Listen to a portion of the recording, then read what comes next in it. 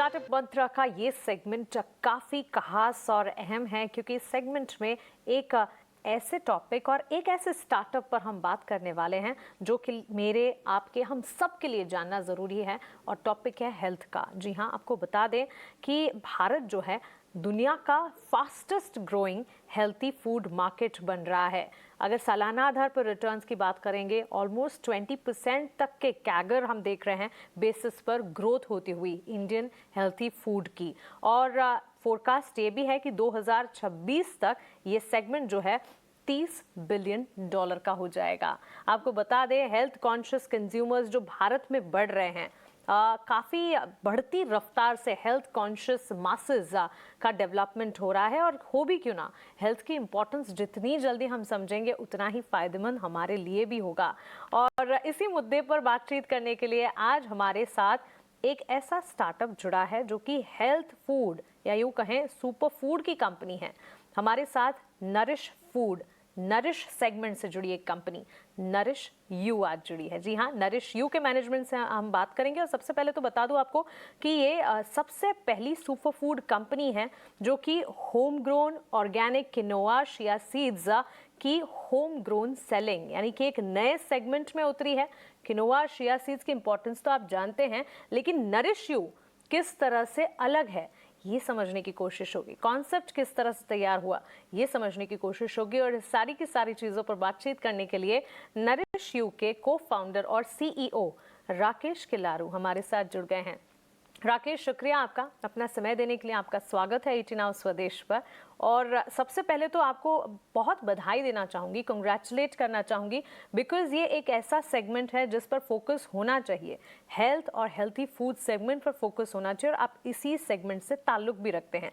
आपकी स्टोरी क्या रही, नरिश यू की स्टोरी क्या रही, ये सबसे पहले हम जानना चाहेंगे। नमस्ते। Thank you. धन्यवाद ये अपॉर्चुनिटी मुझे देने के लिए। नरिश यू कैसा स्टार्ट हुआ मैं बताता हूँ। अ, दो 2012 में मैं यूएस गया था और फैमिली के साथ जब बैठ के बात करते रहे थे, ये पता चला कि वो लोग हमारे फैमिली मेंबर्स किनोआ और चिया कंज्यूम कर रहे थे और उसके वजह से उनको टाइप 2 डायबिटीज ऑलमोस्ट रिवर्स होने का संभावनाएं they were able to see that, and that caught my attention. And we started doing some survey and realized that I was going through a few shelves in the stores across US, and I realized that they had entire rack dedicated for superfoods or ancient foods. And when I came back to India, I realized that these crops were not available in India, and that's how the whole journey started. And quinoa was primarily native to Peru and Bolivia, whereas chia was native to Mexico and Guatemala. हमने वहाँ पर जाके farmers से मिले थे, research institution से मिले थे और वहाँ से सीड यहाँ इंडिया को लेके आए और जो एनपीपीजीआर और गवर्निंग बॉडी है उनको देके यहाँ पे नेसेसरी अप्रूवल्स लिए हैं। नेसेसरी अप्रूवल्स लेने के बाद once we have got the approvals, we have conducted multi-location trials across India to identify the most suitable agroclimatic zone where these crops could be grown.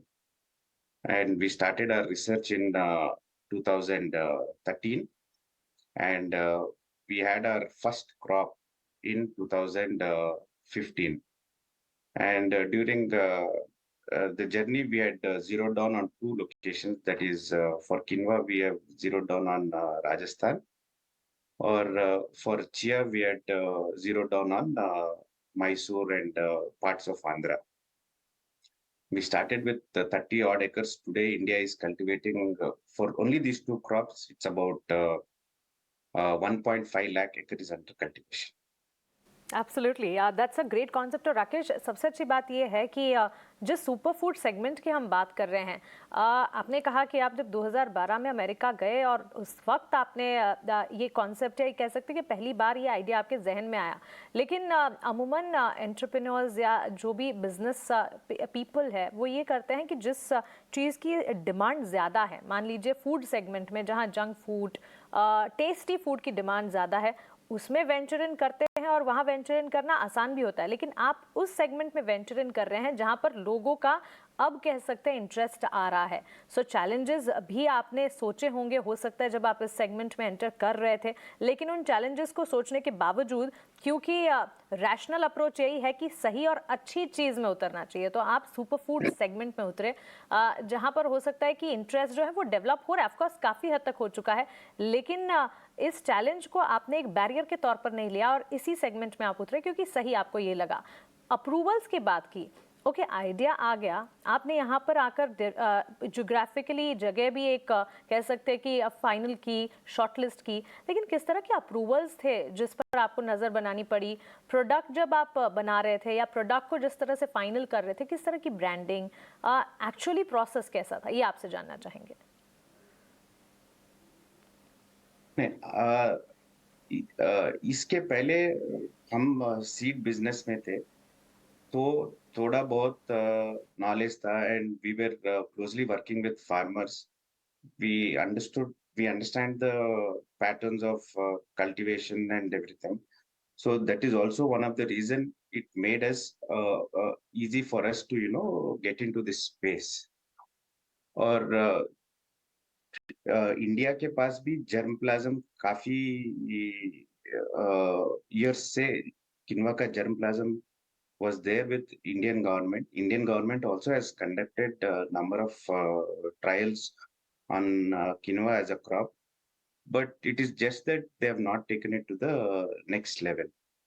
And maybe it was the right time, and maybe we were at the right time at the right place. And when we started the entire journey, farmers could see benefits from the crops that they were in terms of growing this crop compared to the crops, traditional crops that they were growing.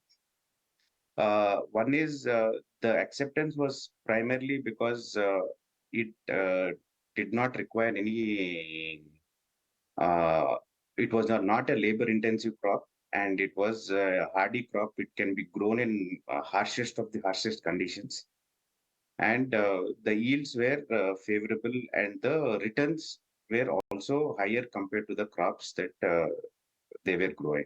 Rakesh, जब से आपने शुरुआत की है, 2015 में हैदराबाद में शुरुआत हुई थी, तब से लेकर अब तक काफ़ी सारे इनोवेशंस हुए भी होंगे, कई सारे प्रोडक्ट्स होंगे जिस पर आप काम कर रहे हैं। और आगे कौन से नए प्रोडक्ट लॉन्चेस हैं, किस तरह के नए इनोवेशंस हैं जो कि आप प्लान करना चाहते हैं? हमने शुरुआत किनवा और चिया से किया था. बाद में we have added a range of edible seeds which include flax seeds, sunflower seeds, pumpkin seeds, watermelon seeds.